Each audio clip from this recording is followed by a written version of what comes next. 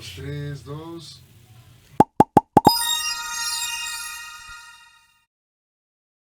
Hola a todos, bienvenidos a este capítulo de estreno del podcast Políticamente Incorrectos, en donde la corrección política queda de lado. Hoy me acompañan dos grandes amigos, dos jóvenes, Jeremías y Soledad, con quienes vamos a conversar de temas relevantes para los jóvenes sobre todo, ¿no? O al menos en el lenguaje de ellos, claro, de esta generación que le llaman la generación de cristal. Vamos a ver si hoy se me rompen o no se me rompen, chicos. Vamos, comencemos. Cuéntame, Jeremías, un poquito de ti. Cuéntale a toda la gente que nos está viendo. Bueno, antes que nada, Carmen, muchísimas gracias por recibirnos el día de hoy. Felicitaciones por este nuevo podcast que desde ya auguro será muy importante para los jóvenes de este país y de Cuenca, naturalmente, que nos escuchen, y vendrán buenos momentos igual. Mi nombre es Jeremías Tama. Actualmente, junto con un gran equipo de jóvenes, lideramos una iniciativa que se llama Polis. Es la primera academia de formación política continua y permanente del país.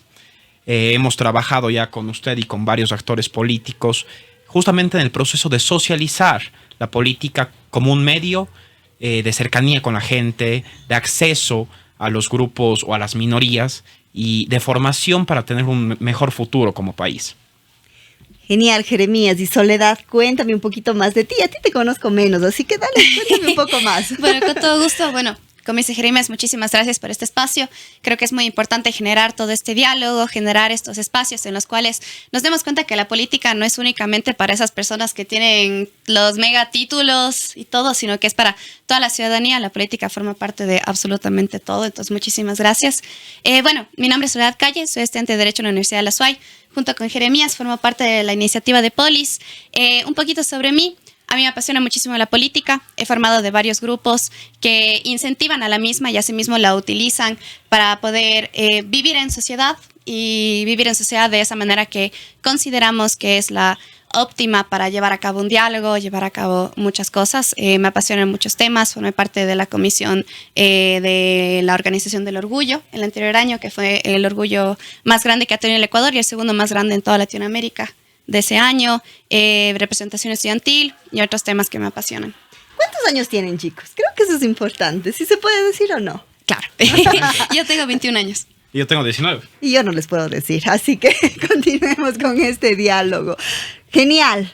Pienso que estamos en una edad en la cual dicen que no les interesa la política a los jóvenes. Porque cuando hacen política, cuando escuchan política, es como estar dentro de un fango, de un pantano. Eso es lo que a mí me han dicho. Tuve la oportunidad hace más o menos 2 años de levantar información en uno de los colegios de la ciudad. Encuestas realizadas a jóvenes de 5º y 6º curso. Pero mi tema no era política, mi tema era corrupción. Y en una de las preguntas que yo les hacía a ellos, les decía, coloquen o definan a corrupción en 3 palabras.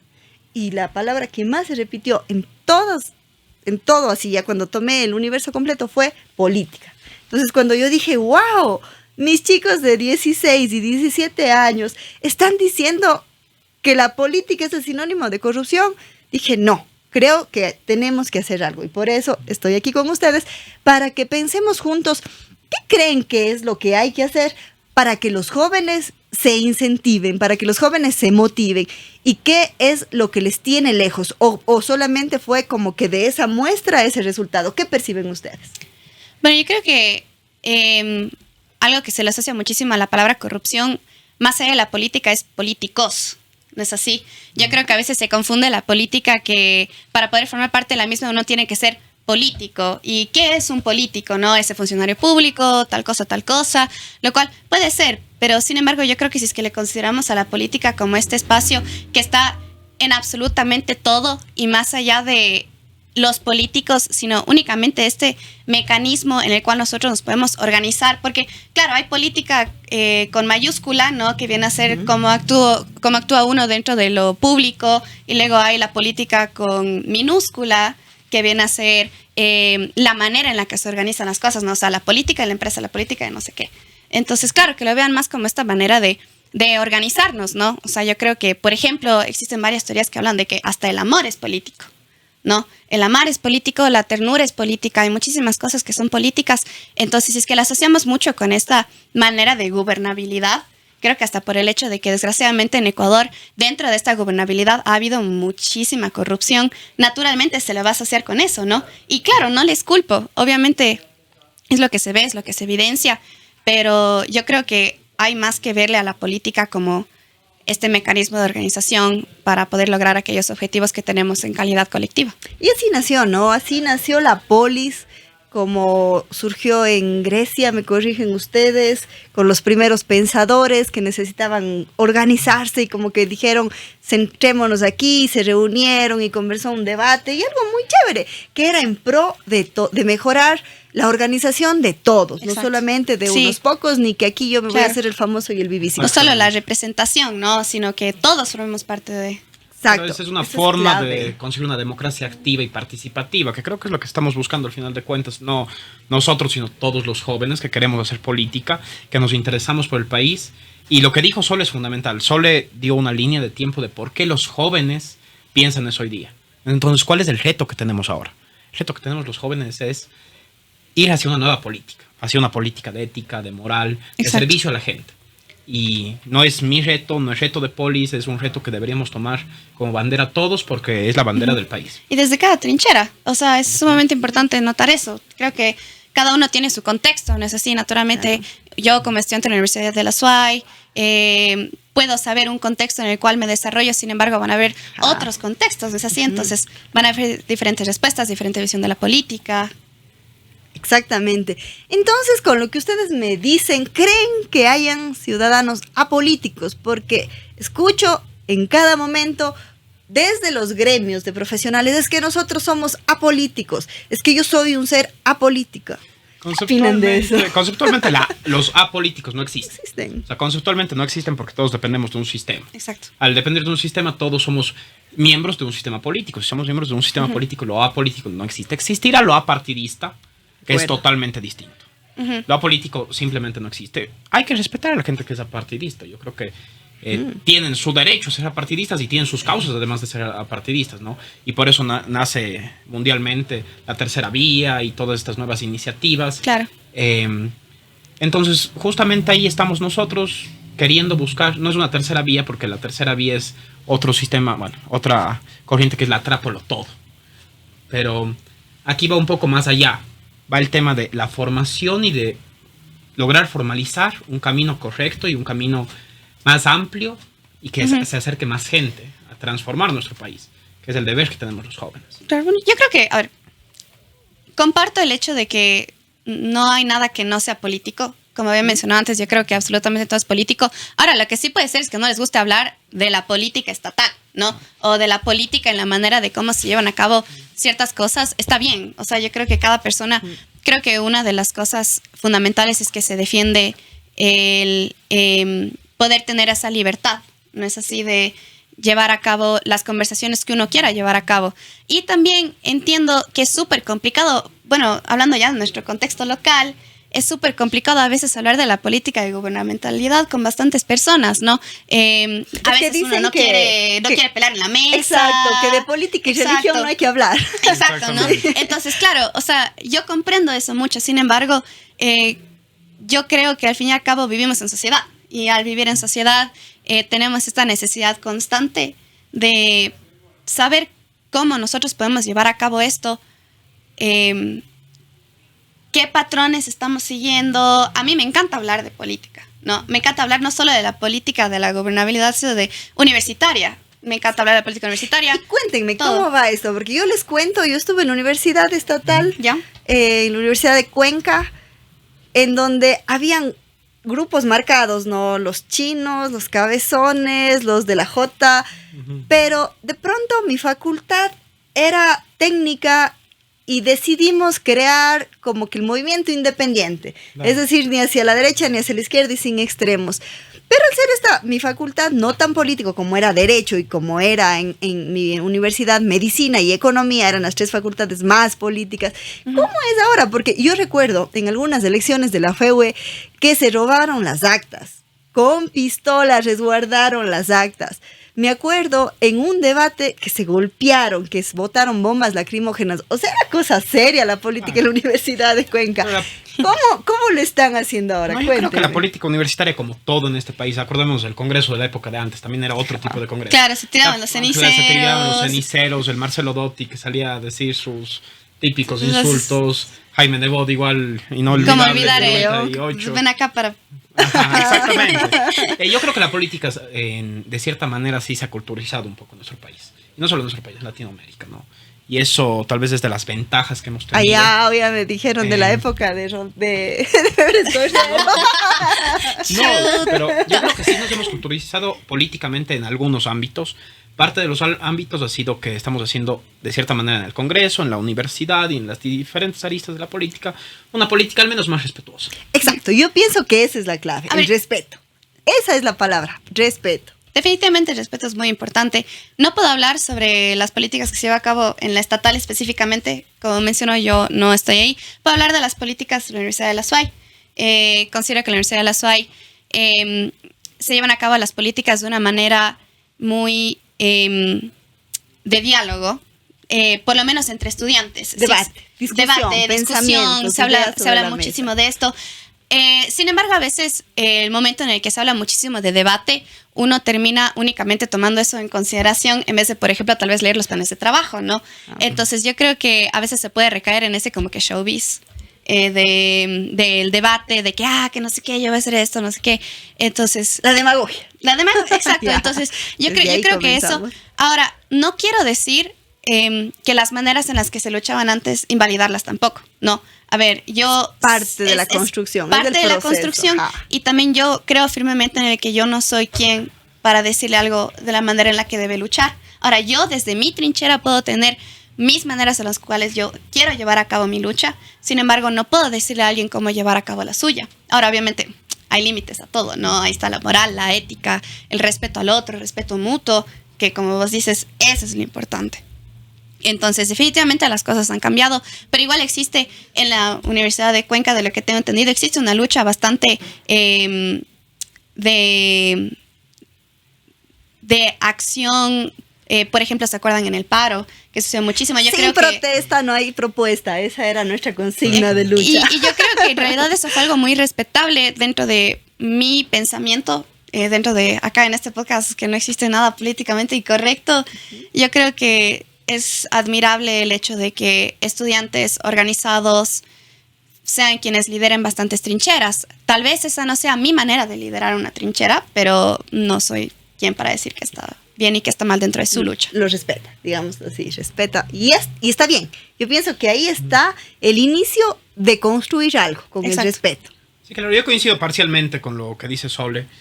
Sí creo que en Latinoamérica en general tenemos un problema muy serio en el tema de la protesta. Si hablamos ya de protesta, que la protesta, una protesta tiene que ser pacífica y tiene que causar resultados. En Ecuador, en Argentina recién, en Colombia no hemos visto protesta pacífica y hay que encontrar la causa de por qué no existe protesta pacífica. Desde mi punto de vista, la causa está también a la vista.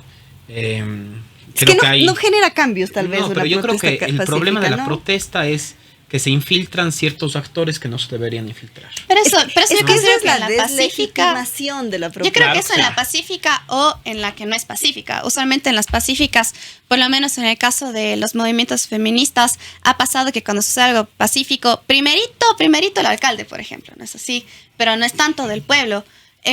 Estoy de acuerdo de que es necesario llevar a cabo este consenso del respeto, no es así, pero bastantes, por ejemplo, la lucha de la población LGBT, quienes pudieron liderar todo eso fueron las mujeres trans afroamericanas que tiraban piedras a ventanas a la gobernación y de esa manera fueron escuchadas, ¿no?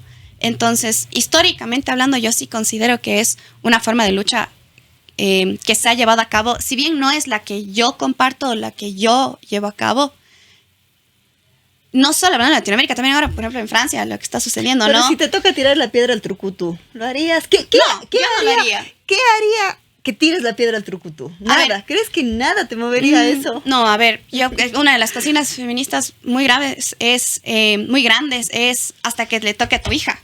hasta que le toque a tu hermana, hasta que tu mamá desaparezca, ¿no? Yo no sé cómo voy a reaccionar y es justamente por eso que yo digo que no tengo por qué juzgar a aquellas que lo hacen. Yo personalmente, este 8M, no tiraría la piedra al trucutú. No es así porque esa no es mi manera. O sea, mi manera, yo prefiero hacerlo de maneras diferentes. Me gusta mucho la investigación, me gusta mucho esto de formación política. La comunicación. Pero no tirar a la piedra yo. Tú, Jeremías, acuérdense, aquí en Cuenca hay incluso una canción que se llama Adoquines de Poder. ¿Saben por qué es esa canción? Cogían porque los en las adoquines. protestas Cogían los adoquines, en otra protesta sacaban las piedras del río, hacían una cadena y esa era la protesta. ¿Qué haría A ver. que saques un adoquín y le tires al trucutú? Yo personalmente solo siento que los deberes de los ciudadanos es defender ciertas cosas a muerte. Una de ellas, el Estado y la democracia, ¿no es cierto? Entonces, al menos desde mi punto de vista, lo único que podría hacer en este momento, yo sé que solo tiene, ya desde el punto de vista más sentimental hay otros pensamientos, pero desde el punto de vista de ciudadano, solo lanzaría un adoquín si estaría en seria amenaza a nuestra democracia. Y debemos defender a nuestro país. En ese momento lanzaría un adoquín, lanzaría dos y convocaría gente a que lance adoquines. Nos acabamos la calle larga. Nos acabamos la calle larga. Los adoquines.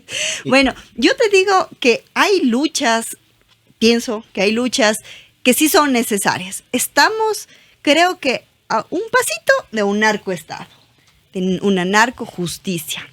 ¿Ustedes creen que los políticos que nos llevaron a este estado lucharían por eso? ¿O quizá ahí sí nos toque luchar a nosotros? Yo no coincido con el concepto de que estamos cerca de un narcoestado porque, bueno, primer punto, no me gusta decir que mi país es un narcoestado. Ese es un tema de patriótico. O sea, creo que si desde afuera nos dicen, tenemos que defendernos y desde adentro lograr que eso no suceda. Y no tenemos que mencionar que somos un narcoestado, ¿no? Yeah. ¿Qué tenemos que hacer los ciudadanos para no convertirnos en un narcoestado? Primero, la corrupción se tiene que acabar desde las bases. Desde arriba también y desde las bases, piramidalmente, ¿no es cierto?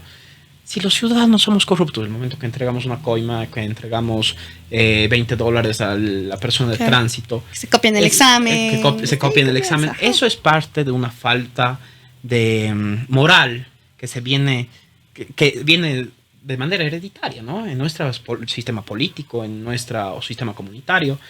Hay que empezar a ser ciudadanos correctos. Ese es el primer paso para tener un mejor país. Ser ciudadanos correctos, con cultura, con educación, que busquen eso. Pero mira, yo te digo, ¿cómo vamos a conseguir esto cuando escuché unas declaraciones, deben haber escuchado ustedes, de Antonio Pérez en Estados Unidos, que dijo que no se acuerda de un solo contrato que se haya firmado sin coima? Es decir, si está de alguna forma institucionalizada la corrupción, es decir, el Estado permitió esto de aquí. Entonces, yo comparto contigo en lo que me dices, sí, tengo que defender a mi país. Yo también, créeme que lo defiendo, mi país y mi ciudad son lo más pro que hay en la vida para mí, pero no quiere decir que aquí entre nos no podamos decir que está el narco haciéndose cargo del Estado. Porque las economías criminales han movido muchísimo dinero en nuestro país y han mantenido a flote, porque los políticos se han involucrado con ellos y también porque vemos en todas las esferas del poder, por ejemplo en el tema judicial, cómo son los narcos los que acuerdan con los jueces para poner sanciones, para sorteos de jueces mismo. O sea, claro, es como que yo le veo que estamos así a un chin de llegar a un narcoestado. Perdón. Bueno, a ver, yo creo que difiere un poco en que en realidad el deber de los ciudadanos también de manera personal también es lo que sería en inglés hold accountable, ¿no? O sea, el hacerle responsable al Estado de lo que nosotros consideramos que está mal. ¿No es así? Entonces, yo puedo defender a mi país en el sentido de que amo a mi país, amo a las personas de mi país, amo a la cultura, amo la historia, pero sí estoy muy consciente de aquellos problemas que han surgido y también estoy muy consciente de que esos problemas son institucionales, son personales, son del Estado, son de la cultura en varios casos. Y es deber de los ciudadanos también decir al Estado, oye, estás haciendo esto mal.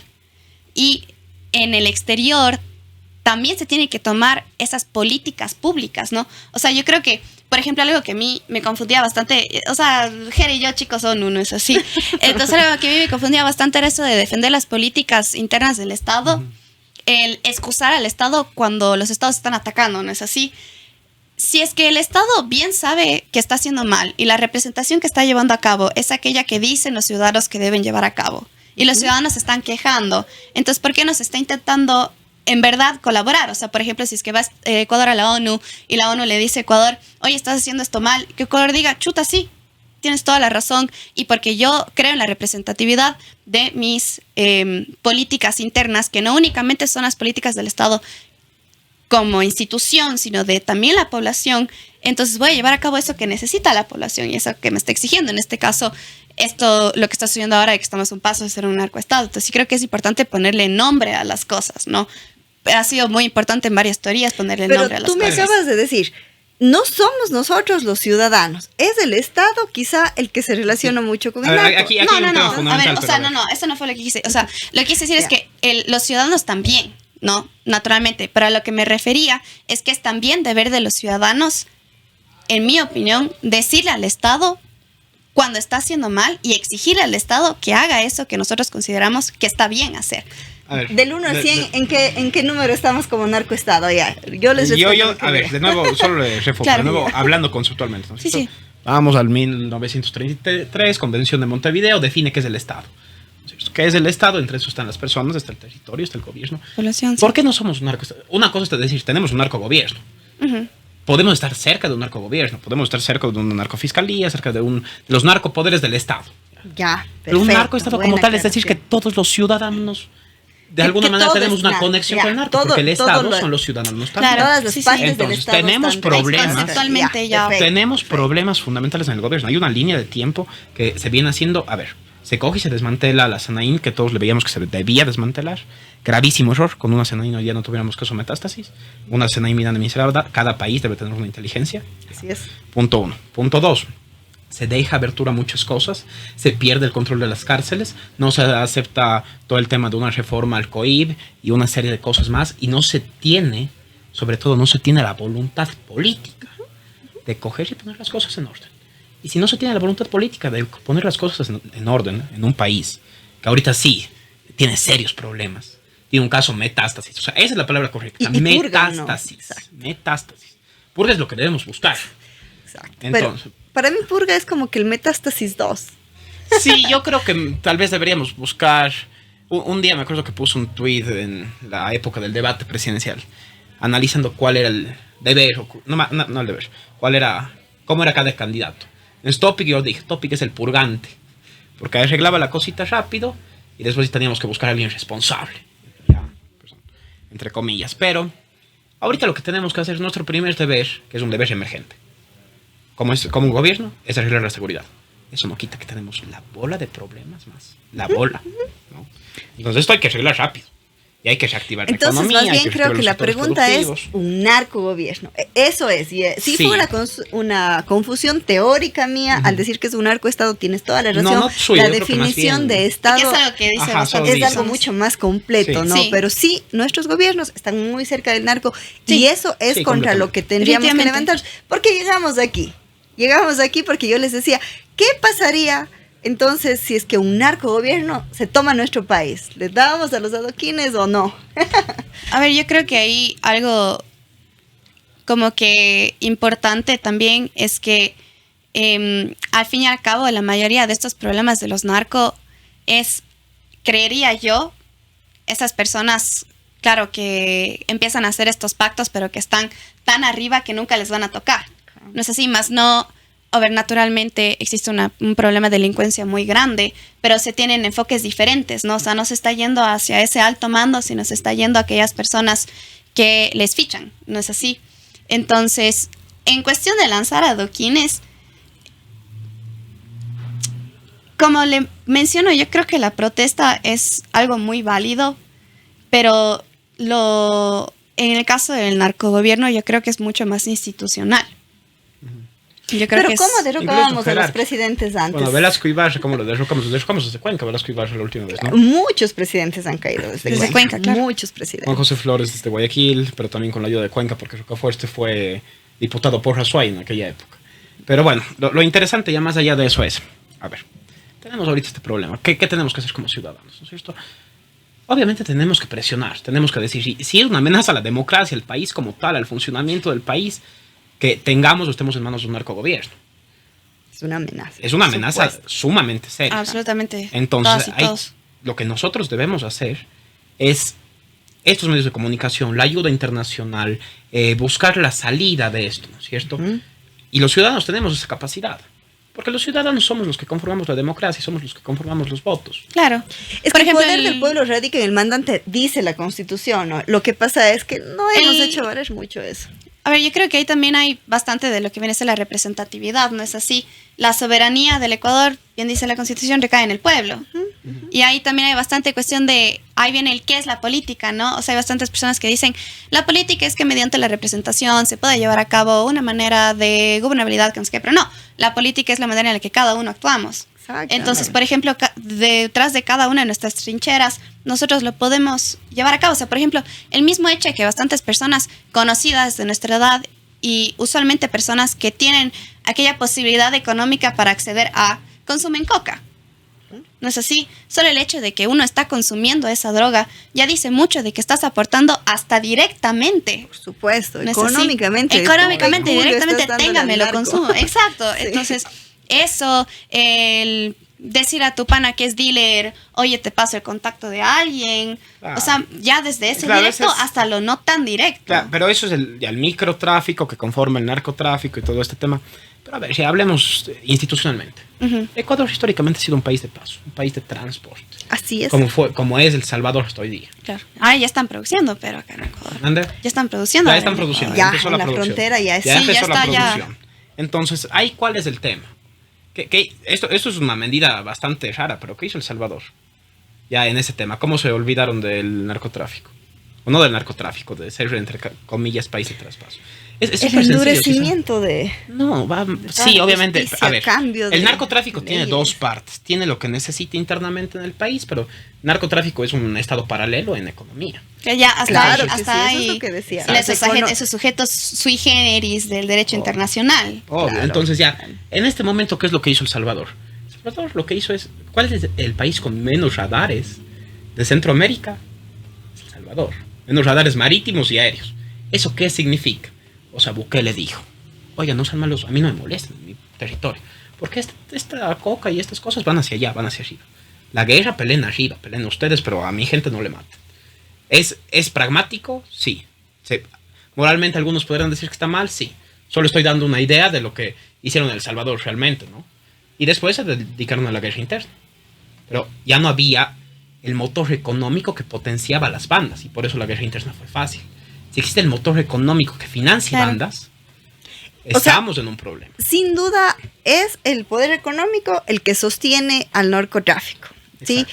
Ahora, ¿cómo llegamos a esto de acá? ¿Cómo desmantelar a todo este sistema de narcotráfico? Porque ya no somos solo un país de paso. Es más, hace poco tiempo conversaba con una persona de Colombia, un vicepresidente, y él me decía, un ex vicepresidente, perdón, y él me decía, Ecuador es producto del proceso de pacificación de Colombia, porque arrinconaron hacia la frontera a todos estos narcotraficantes, los sembríos y todo. Entonces, por ahí se filtró y luego pasaron acá. Pero ya tenemos enquistados en nuestro país varias bandas delictivas.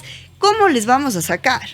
O sea, eso sí es un tema institucional, pero es un tema que ha llegado al punto que estamos con ayuda de los gobiernos, de la justicia, es decir, de las instituciones del Estado. A ver, lo primero que hay que hacer desde mi punto de vista es, y esto está muy hablado, pero sí es mano dura, o sea, coger y hacer un sistema penitenciario distinto. Cambiar el sistema penitenciario, como el tratamiento a los presos. Yo sí apoyo, por ejemplo, el endurecimiento de penas en ciertos casos. Y adicional a eso, hacer un proceso de inteligencia, que es yo creo que lo más importante y lo que más le falta al país en este momento es un tema de inteligencia.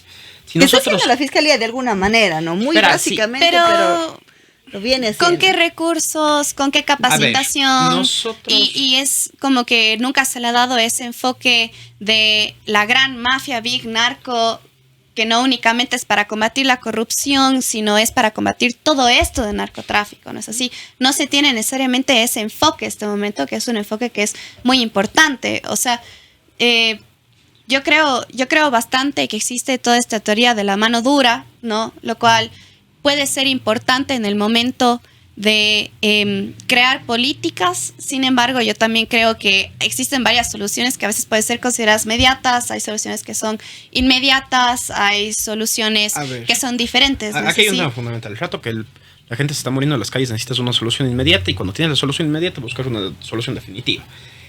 Hay un tema que quería comentarle a Carmen. 2019 viene el cierre de la CNAIN y le cambian al CIESC, algo así.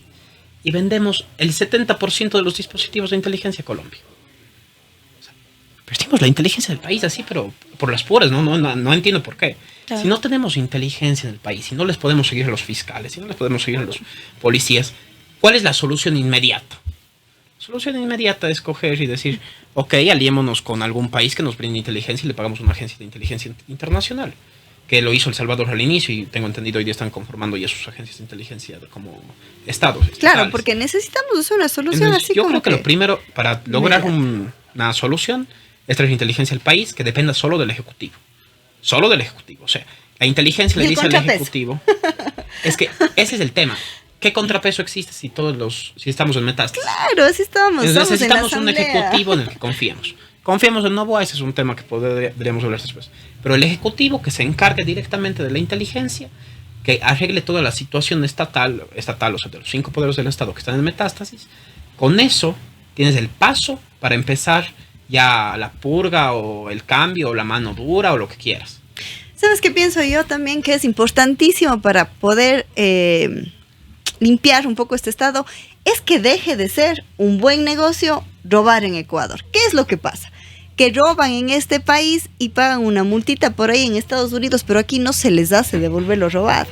Entonces, es un buen negocio robar en el Ecuador, porque por último entran a la cárcel 6 años, 7 años, se dan de víctimas. Es que era persecución política, salen de la cárcel y disfrutan. Se están rascando la espalda en Panamá. Exacto, y disfrutan todo lo que nos robaron a los ecuatorianos. Entonces, pienso que sí es importante entender que si les quitan todo lo robado, ya no es un buen negocio, pues. Ya se van a la cárcel y se quedan sin nada, salen a ver cómo se ganan la vida.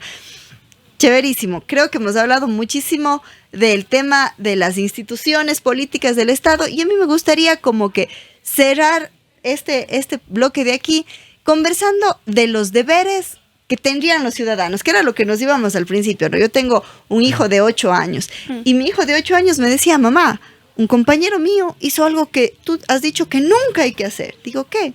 Estábamos haciendo una autorrevisión en nuestro examen y él tenía una pregunta mal y se borró y se puso bien y se corrigió. ¿Yo qué? 8 años, o sea, ¿en dónde estamos? Entonces, quizá volver a la educación, a esas bases, porque si no lo que estamos haciendo es normalizando estas malas prácticas, claro, que nos llevan a lo que estamos. Tengo entendido, no sé, solo vos me puedes corregir, pero esta materia de civismo ya quitaron hace años de la malla. Claro. Cívica. Defensa civil y cívica.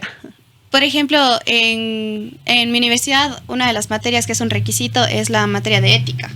Lindo, ética y formación, lindo. Lo cual yo considero que es muy importante porque, a ver, si bien es una materia como a veces le tiran a los estudiantes como que de relleno, yo creo que es muy importante porque al fin y al cabo en absolutamente todas las carreras existe esta necesidad de la ética, ¿no? Existe, por ejemplo, yo formo parte del consejo de facultad de la universidad y puedo... ¿El consejo académico o algo así? Sí, es el consejo de facultad. Entonces lo que hacemos es que vemos cuestiones académicas, vemos cuestiones disciplinarias, vemos solicitudes, cuestiones, pero no tanto en este sentido de una representación, por ejemplo, de organizar eventos y así, sino más bien en mi universidad la toma de decisiones académico en la mesa.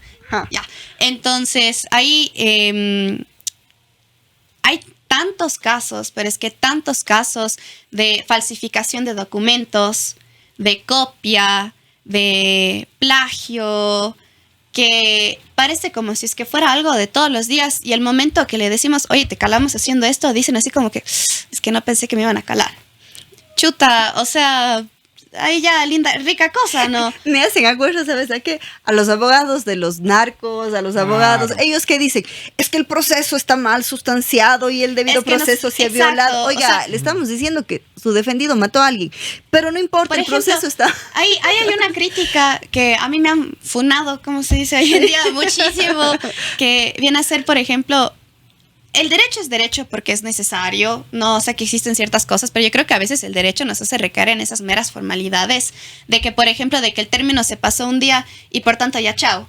No es así, cuando, sin embargo, dentro de la mesa nosotros ya podemos evidenciar qué es lo que está sucediendo, ¿no? A ver, no digo que los términos no sean importantes, yo considero que lo procesal es muy importante, pero también creo que lo humano y lo que verdaderamente se ve tiene que ir muchísimo más allá. Y no solo en el derecho judicial, o sea, sino en absolutamente todo. Es que para ponerles como un ejemplo práctico lo que tú me acabas de decir, hace algunos meses, creo que fue inicio de año, hubo una persona que golpeó a un sacerdote en pleno culto, en plena misa, le trató de ahorcar y toda la gente le fue a detener. Antes ya había pasado unos papelitos como una amenaza. Como amenazas, exacto. Le cogen en la catedral, ¿no? En la catedral. Le cogen, le llevan a la justicia y terminaron pidiéndole disculpas por el debido proceso. Entonces ahí yo es cuando digo, o sea, la razón no pide fuerza. No podemos caer en este tipo de hiperlegalidad cuando nos conviene o cuando les conviene. Y a veces como que ese abuso de derecho, ¿no es así? Ese abuso de derecho que se recae muchísimo. Pero bueno, volviendo al tema anterior, a veces se divaga un poco. Sí, se divaga bastante. Yo creo que es algo que es muy normalizado. Y creo que es algo que se lo toma demasiado a la ligera. Por ejemplo, esta cuestión de pagarle al citador $10 para que te cite más rápido. Y uno dice así como que, claro, viene el cliente y dice, pero es que esta va más rápido. Y es como que, ¿por qué le hace más rápido? Porque le está pagando. Entonces, ahí ya creo que a veces la gente como que quiere algo ya, ¿no? O sea, como hay esta cultura de el movimiento rápido, el inmediatismo, que a veces... existen varias teorías que le culpan al capitalismo, existen varias... Tenemos una corrupción institucionalizada, en pocas palabras. Exactamente, es lo que yo decía.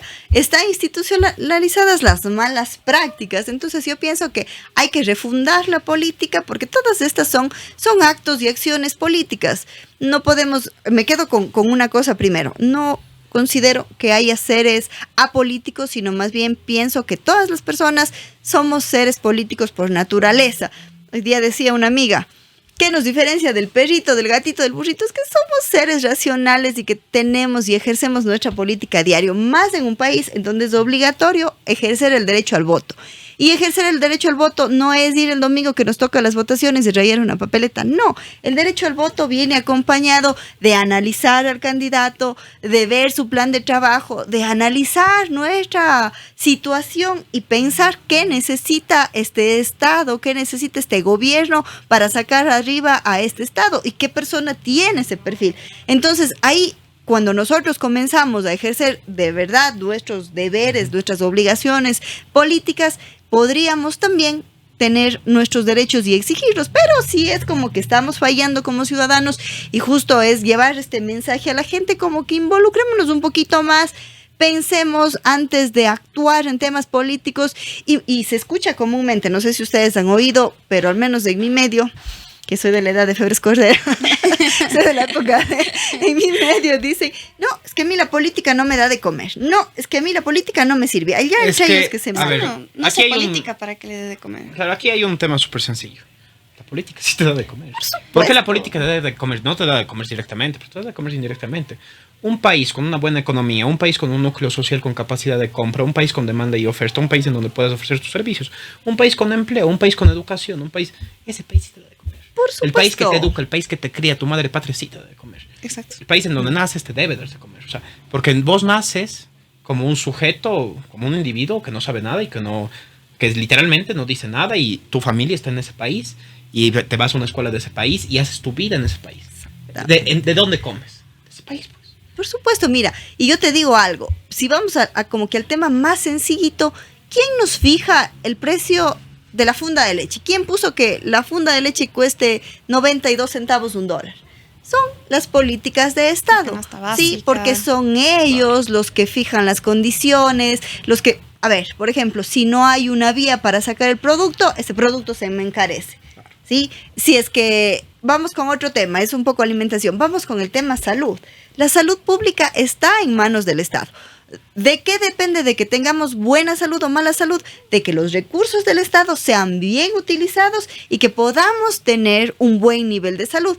Pero si es que se están robando, si es que están poniendo sobreprecios, si es que están pagando coimas, entonces no llega, ¿no? O sea, recuerdo la época de la pandemia, que a mí me parece lo peor que he visto en corrupción, cuando la gente se moría y Claro, y y se luego moría de las miedo. fundas. Y luego una mascarilla a $100 o una funda de cadáveres. Claro, O sea, horrible. eso, claro que me afecta a mí, claro que me toca a mí, y no es que no haya que se entiendan ellos, no. A veces la gente no entiende, por ejemplo, ay, es que un juicio político, qué complicado, ¿qué es eso? ¿Por qué será? Miren, cuando mueven a alguien de la justicia, como pasó esta semana con Murillo, el vocal que removieron de la justicia, Claro, pues, sí. ahora tendrá que venir una terna. Me agrada que vi que un asambleísta de la SUAY ha mandado una lista, mejor dicho, una petición a las universidades para que envíen ternas de gente proba. Chévere, lindo. Pero en la práctica, lo que pasa es que los movimientos políticos ponen a su gente aliados ¿para qué? Para tapar lo que ellos quieren tapar en la justicia. Claro. Entonces, persona que les resulta incómodo, a la mayoría de hoy se fue. Y pongo a alguien que no me moleste. Sí, bueno, Entonces, ahí intentando hacer una recopilación de todo lo que mencionaste hace rato. otra vez nos fuimos. Empezando, a ver. No, a mí me encanta divagar. O sea, Sí, yo sí. creo que divagar es lo mejor del mundo. Sí, a ver, empezando ya por el tema de la alimentación, hay una cosa bastante interesante que decía Hurtado cuando era presidente. La gente se quejaba. ¿Por qué la alberja está cara? Hurtado les decía, si quieren que la alberja baje de precio, no coman tanta alberja. Y no, esto es en serio. Claro, la porque oferta-demanda. el Estado es la oferta-demanda. O sea, el precio de las cosas son la oferta-demanda. Y hemos logrado ya en el Estado, con la dolarización, con el proceso económico, tener precios de canasta básica bastante fijos. O sea, no tenemos un incremento en el precio de la canasta en muchos años. Aquí hay otro problema en economía, que es la capacidad adquisitiva del sueldo. La capacidad adquisitiva del sueldo es la peor de Latinoamérica. O sea, nosotros decimos que es una maravilla ganarse en dólares. Eso no tiene nada que ver. La capacidad adquisitiva que tenemos como sueldo es la menor de Latinoamérica. Nuestro sueldo, o sea, de cierta manera, en los niveles de medición de economía es el peor. ¿Y quién fija eso, no? Exacto. Exacto. Eso el se viene Ministerio de por Trabajo. temas de los políticos, Sí. que a veces no me intereso, que a veces no opino, que a veces no reclamo, que a veces no pienso antes de dar el voto, y temas así tan arraigados ya en este tema de obligaciones de los ciudadanos en época de elecciones, que yo voy y voto por mi candidato a presidente y rayo abajo al asambleísta. Claro, y después eso me pasó estoy quejando. muchísimo. Claro, es Voto que- mi o candidato se a veía- alcalde, rayo por mis Se Algo- veían los concejales. TikToks ahí que votaban Ajá. por la más guapa, el más guapo, porque no tenían Sí. idea. Por ejemplo, eso de en la corte Nina, tantas cosas que la gente no tenía idea de qué era y luego... Es que hay un serio problema en nuestro país ahorita y es que tenemos como tal el problema de la seguridad. Ujú. Y lo que dije, esto se tiene que arreglar rápido, porque ¿cuál es el debate de todos los países latinoamericanos y que están en vías de desarrollo? El problema es la economía. Nosotros eso hemos dejado de lado, o sea, la economía define el país. A Claro. ver, antes los asambleístas, o bueno, los diputados tenían asignaciones presupuestarias. Con las asignaciones presupuestarias podían construir obra, podían conseguir, y así creció. ¿Se acuerda del CREA? Claro. Ya. Así se logró hacer el CREA, se hizo el Teatro Pumapungo, se hizo un montón de obras en Azuay con las asignaciones que tenían los asambleístas o los diputados. Ya, punto uno. Punto dos, nosotros estamos en Ecuador con un serio problema y es que pensamos que el Estado es una economía lineal. Entonces, no es una economía lineal. Nos suben 3 puntos del IVA. Más o menos se recaudan $45 millones al mes por cada punto de IVA. Entonces, claro, algún ministro debe haber dicho, subo 3 puntos de IVA y recaudo 45 más por punto de IVA. Eso es una mentira, porque aumenta la economía informal. Al aumentar la economía informal, Exactamente. también baja la oferta y demanda, porque el núcleo social del país tiene para comprar menos porque le subes el IVA. Si el núcleo social del país compra menos, también los ricos se quedan con menos y disminuye la capacidad del país. Entonces, estos son los impuestos que tenemos. Lamentablemente estamos aumentando impuestos ahorita, ¿no? Las últimas leyes. Así es. Aumentan impuestos, tenemos 3 tipos de tributos: impuestos, contribuciones y tasas. Aumentan impuestos que son directamente para el pueblo. Entonces hay que cambiar la forma de pensar. Claro, además que nos dicen, no, es que el IVA no se paga en la canasta básica, eso no va a afectar. Claro que afecta, ¿no Sí ve, afecta. señor? Que ya, Sí afecta. a ver, yo les voy a poner un ejemplo. Necesito sacar mi producto. Entonces, el carro se gasta más, los repuestos del carro sí tienen más IVA. O sea, el resto de cosas tiene aumento. No quiero decir que va a aumentar ese 3% directo, no, pero de que tiene un aumento, tiene un aumento. Y es lo que bien decías tú, Jeremías, es quizá un incentivo a la economía informal. Cuando en este país yo veo que hay una gran batalla entre lo formal y lo informal. Por ahí deberíamos comenzar. Claro. Por ahí deberíamos comenzar en tratar de llevar hacia todos a una economía formal. Es decir, ¿por qué tengo que tributar solo yo? Y además, si es que yo estoy legal en mi actividad económica, sea cual sea, ahí mismo me cae el Ministerio de Trabajo, me cae el IES, me cae el SRI y todos los demás entes de control. Pero este nuevo más acerca que se RIMPE, que ahora es más... El régimen para emprendedores. Había. Pero no. Pero emprender en Ecuador. Se cambió de RISE a RIMPE, ¿no? Ahorita no, también hay RISE, solamente ¿no? Nos quedamos con el RIMPE popular. No, es el RIMPE popular. Antes había RIMPE popular, RIMPE emprendedor y régimen general. Se quedó RIMPE emprender popular. En Ecuador es terrible. Es una cosa casi imposible legalmente, de la forma correcta. Tengo entendido que se creó, Sole, vos debes saber un poco más del tema, ya todo este tema de la ley de la Sociedad de Acciones Simplificadas hace unos 3, 4 años que las SAS. Las SAS, que facilitan un poco el tema, pero sigue siendo difícil y yo creo que hay que avanzar hacia un país en donde emprender sea fácil, donde crear sea fácil, donde los tributos sean bajos para quien quiera emprender, para el pueblo, donde la compra sea más alta y donde la inversión por ende sea más alta. O sea, si no, estamos bajo ¿qué estado? ¿No? Claro, es que yo lo que digo es como que aquí hay un todo, ¿no? Y este es el capital que tenemos, así nos pongan más impuestos, no nos va a alcanzar, pues porque está lo mismo, no estamos atrayendo inversión, no estamos así dinamizando. Y además yo creo que cuando nosotros hablábamos de la democracia, más allá de que no sea el votar y también informarse antes de votar, las características de la democracia no solo es eso, la democracia es la igualdad política. La democracia es la igualdad de la sociedad para que se puedan tomar esas decisiones. La democracia es aquellas políticas públicas en base a la necesidad de las personas. O sea, la democracia va muchísimo más allá. Yo creo que cuando hablamos de riesgo de democracia no únicamente es que la gente ya no pueda votar, sino es que genuinamente no se tome en consideración esas igualdades, esas necesidades.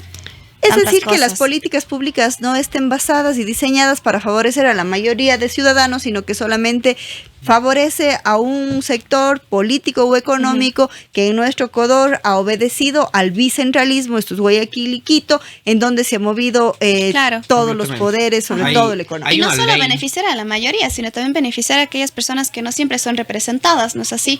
O sea, por ejemplo, en el momento pasaba bastante que cuando uno quería llevar a cabo aquellas políticas, por ejemplo, para ayudar a personas de la población LGBT, no se consideran una mayoría dentro del Ecuador, sin embargo, sí es una población que existe, es una población que tiene necesidades, es una población que requiere de aquella atención, y ni siquiera es que se regala atención, sino que sinceramente son ciudadanos, o sea, somos parte de.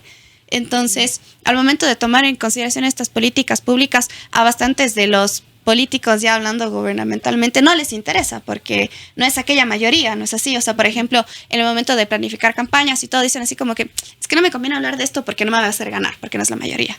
Y es como que... Esa es la politiquería. Entonces, esa politiquería que acaba de dar un ejemplo, Soledad, es la que ha llevado, yo pienso, al joven a apartarse de estos temas y no querer discutirlos. Pero esa es la politiquería, justo lo que hacen esta manipulación en las campañas, un tema mediático, un tema de abuso de redes, de contenidos, y todos también diseñados. Seguridad. Hay veces que en el momento que uno quiere hablar de bastantes cosas que considera importante, no está en un lugar seguro para hacerlo, hasta por su contexto, ¿no?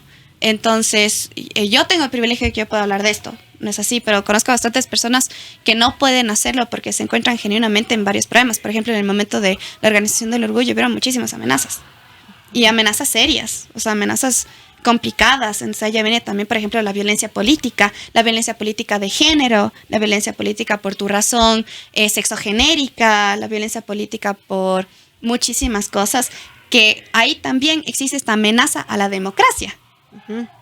Yo pienso que eso de entender cómo funciona la democracia es muy importante, ¿no? Para que realmente el poder radique en la gente y para que tengamos estos mecanismos de exigir que la democracia se vaya dando. El soberano, que es el pueblo, que es el que elige, tiene que ser siempre quien... El soberano tiene que ser la máxima autoridad de la sociedad, del Estado, del país. Entonces... yo creo que eso es lo que nos tenemos que meter a la cabeza como ecuatorianos. Claro, yo siempre les pongo un ejemplo cuando converso de estos temas de los políticos. y les digo, bueno, a ver, los políticos son nuestros empleados, porque nosotros pagamos su sueldo con nuestros impuestos. Entonces, si tú tienes a una persona a la que le pagas un sueldo con tu dinero, ¿qué terminan haciendo? Terminan haciendo tus empleados. ¿Para qué les contratas o para qué les eliges? Para que hagan funciones específicas, ya sea de presidente, de alcalde, de prefecto, de lo que sea, pero funciones, como decíamos, que te favorezcan a ti y a una gran mayoría. Y el rato en el que tienes un trabajador que no te está funcionando, tienes todo el derecho de mandarle a la casa. Los políticos lo que tienen que hacer es ser representantes de la sociedad. Exacto, si nosotros logramos entender eso y entendemos que el poder está en nosotros, quizá pudiésemos exigir un poco más, pero eso depende también de cuán informados esté la gente, de cuán consciente esté de esta problemática. Yo pienso que hoy hemos abonado mucho con lo que hemos dicho, todos somos políticos, nuestras actitudes, nuestras actividades en la política diaria son o influyen mucho en los resultados que luego tenemos, en lo que nos está normando en salud, en educación, en costos de la canasta básica, en empleo, en seguridad, que son roles fundamentales al menos del Estado ecuatoriano, ¿no? Entonces, entender todo eso o esperar que la gente escuche todo esto, pienso que ya es un aporte para lograr concientizarles a ellos. Yo creo que es fundamental ir a un camino de mejoramiento de la democracia y fortalecimiento. Es muy distinto, Julio César Trujillo, por ahí por el 79, decía que conforme vaya aumentando la democracia, iba aumentando también la mediocridad. Y yo creo que tuvo razón.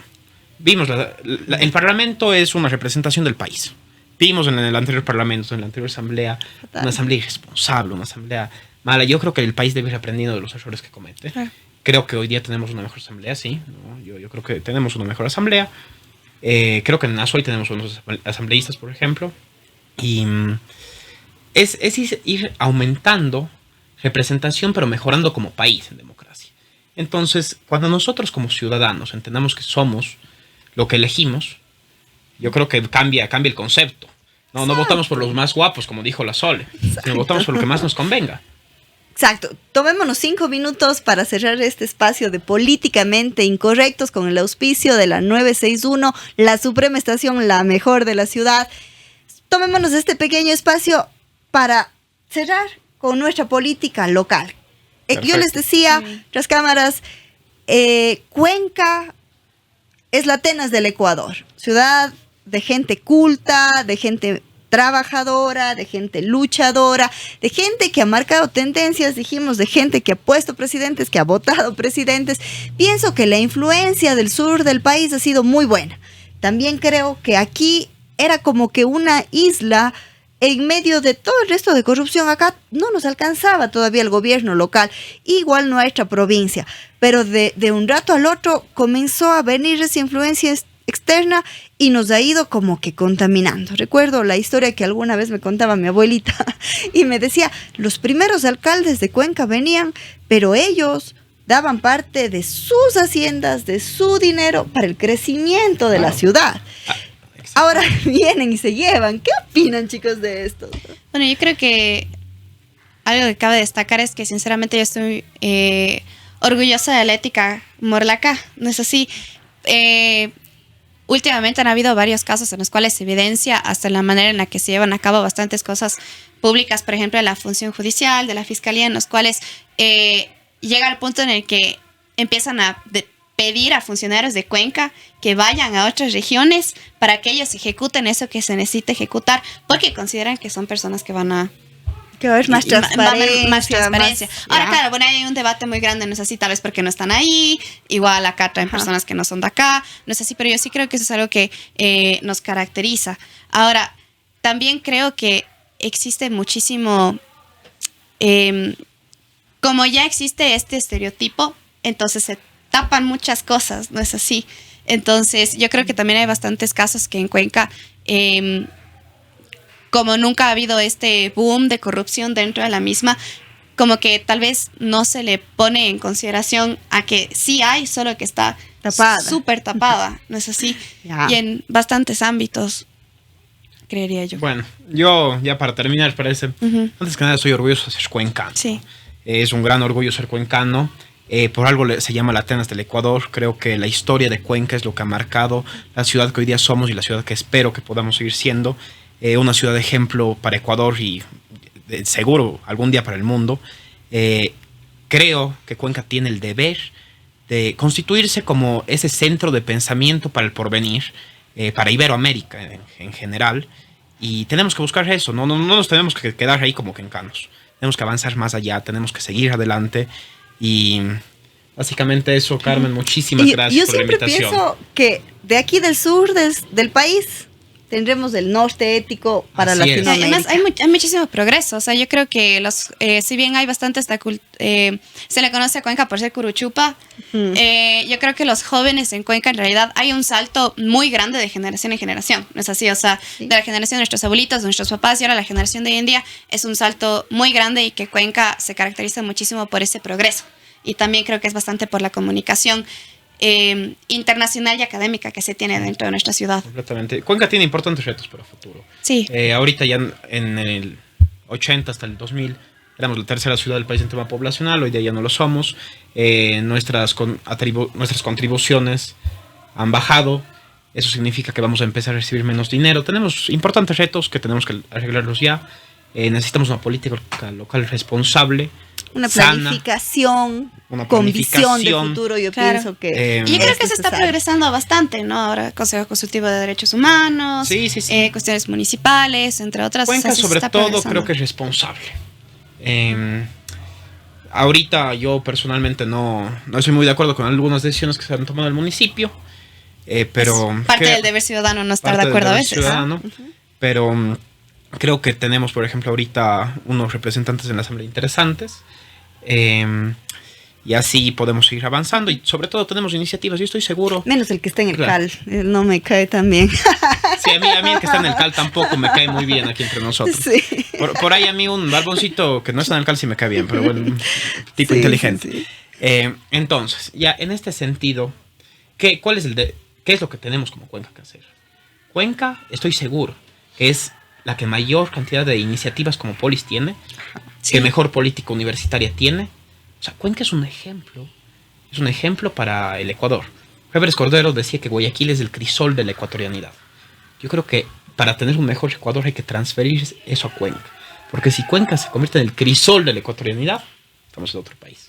No se preocupen Yo pienso por que eso. somos la joya de la corona realmente. Completamente. Bueno, mis queridos amigos, muchísimas gracias por esta tarde que hemos divagado, hemos conversado, pero pienso que han salido algunos aportes interesantes. No se pierdan los siguientes capítulos, vamos a estar conversando. Si quieren escribirnos, contáctense a las redes sociales, déjennos sus comentarios. Si quieren que toquemos algún tema en especial, también aquí estaremos. Este espacio es de jóvenes para jóvenes. Muchas gracias. Muchas gracias.